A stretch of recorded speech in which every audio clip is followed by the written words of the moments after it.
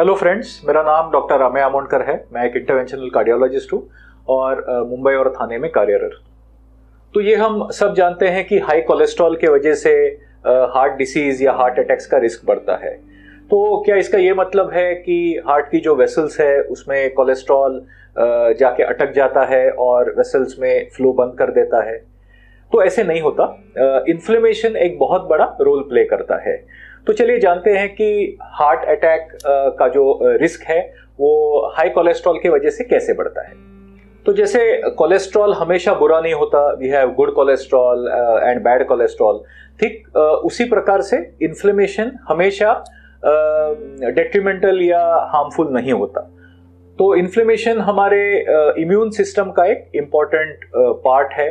तो जब भी कोई इंजरी हो तो उसको रिपेयर करने में इन्फ्लेमेशन काम आता है।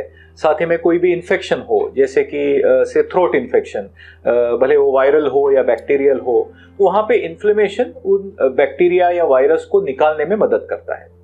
लेकिन कभी कभी ये इन्फ्लेमेशन एग्रेसिव हो सकता है और नुकसान कर सकता है, ठीक उस छोटी सी चिंगारी की तरह जो एक पूरे घर को जला के राख कर सकती है।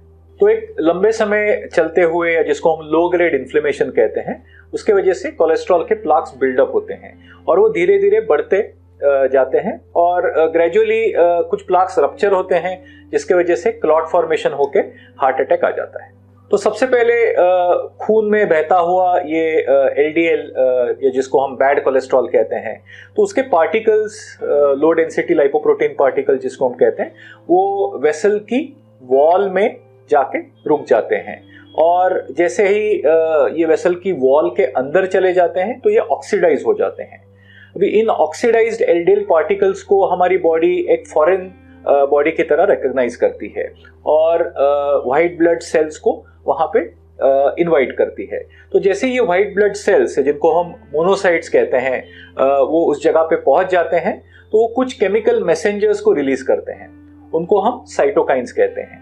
तो इन साइटोकाइंस के वजह से और कई मोनोसाइट्स उस जगह पे पहुंच जाते हैं और उन मोनोसाइट्स का कन्वर्जन मैक्रोफाजेस में होता है। तो इन मैक्रोफाजेस को हम बिग ईटर्स कहते हैं। तो ये इन ऑक्सीडाइज्ड एलडीएल पार्टिकल्स को एंगल्फ कर लेते हैं या खा जाते हैं।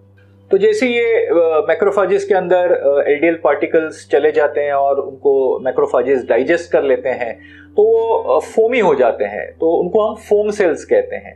लेकिन ये एलडीएल पार्टिकल्स धीरे धीरे करके इन मैक्रोफाजेस को खत्म कर देते हैं, उनको मार डालते हैं।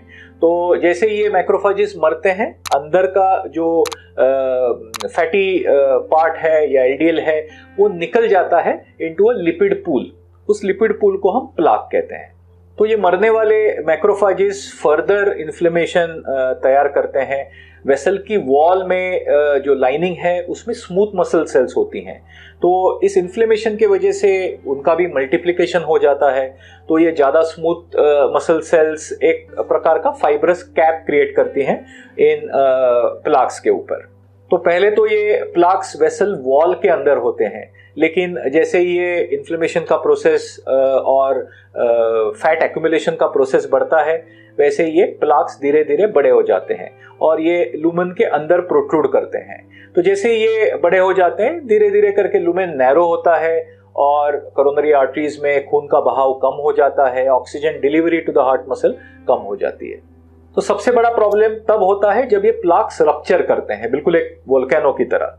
तो प्लाक रप्चर होने के वजह से अंदर का फैटी मटेरियल ब्लड के कांटेक्ट में आ जाता है, तो टिश्यू फैक्टर वहां पे रिलीज होता है। तो टिश्यू फैक्टर रिलीज होने के वजह से प्लेटलेट्स एक्यूमुलेट हो जाती हैं और एक प्लेटलेट प्लग या क्लॉट तैयार हो जाता है। तो जैसे ही एक क्लॉट तैयार हो जाता है, खून का बहाव वहीं पे रुक जाता है और पूरी तरह कोरोनरी आर्टरीज में खून बंद होने के वजह से एक हार्ट अटैक आ जाता है। तो ये समझना जरूरी है कि हमेशा एक बड़ा प्लाक जरूरी नहीं होता एक हार्ट अटैक के लिए। तो हार्ट अटैक एक प्लाक रप्चर की वजह से होता है और कई बार छोटे प्लाक्स का रप्चर होने का रिस्क बहुत ज़्यादा होता है, क्योंकि उनके फाइब्रस कैप्स या जो कवरिंग होती है वो छोटी होती हैं और इसलिए फैट ज़्यादा होता है और वो तुरंत रप्चर हो जाते हैं। लेकिन जो बड़े प्लाक्स होते हैं वो भले लूमेन को ज़्यादा नैरो करे, या जिसको हम कॉमन पार्लेंस में 70 या 80% ब्लॉक्स कहते हैं, तो इनमें फाइब्रस कैप्स ज़्यादा होती हैं, तो ये काफ़ी स्टेबल होते हैं और हमेशा रप्चर होने का रिस्क उनमें नहीं होता। तो हमने ये देखा इन्फ्लेमेशन कितना बड़ा रोल प्ले करता है एक हार्ट अटैक में। तो सिर्फ कोलेस्ट्रॉल हाई होना नहीं, बल्कि कोलेस्ट्रॉल के वजह से जो इन्फ्लेमेटरी प्रोसेस हमारी वेसल्स के अंदर क्रिएट होती हैं, उसके वजह से हार्ट अटैक का रिस्क बढ़ता है। तो कैसे इस इन्फ्लेमेशन को मेजर करें, कैसे जाने कि बॉडी में एक इन्फ्लेमेटरी प्रोसेस चल रहा है कि नहीं। तो इन्फ्लेमेशन हम यूजुअली एक सी रिएक्टिव प्रोटीन, इस प्रोटीन कंटेंट से मेजर करते हैं।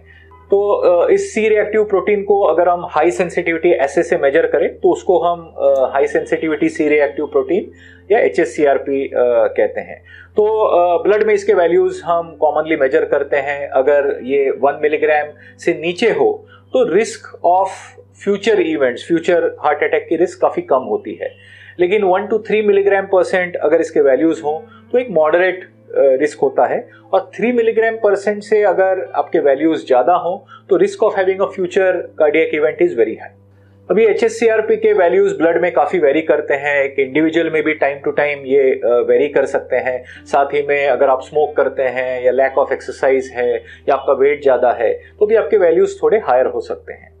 अगर बॉडी में कोई इन्फेक्टिव प्रोसेस चल रहा है, जैसे कि आपको कॉमन कोल्ड है या थ्रोट इन्फेक्शन है, या फिर आपका कोई रीसेंट डेंटल प्रोसीजर हुआ है या कोई मेजर सर्जरी हुई है, तो भी ये HSCRP के वैल्यूज हायर हो सकते हैं। इसलिए जब भी हम इन वैल्यूज को मेजर करें तो ये समझना ज़रूरी है कि हम उनको हेल्दी स्टेट में मेजर करें। तो अगर आपने आपके HSCRP वैल्यूज मेजर किए हैं और वो हाई हैं तो हम यूजुअली उनको और एक बार कुछ समय के बाद रिपीट करने के लिए कहते हैं, क्योंकि ये वैल्यूज़ चेंज हो सकते हैं।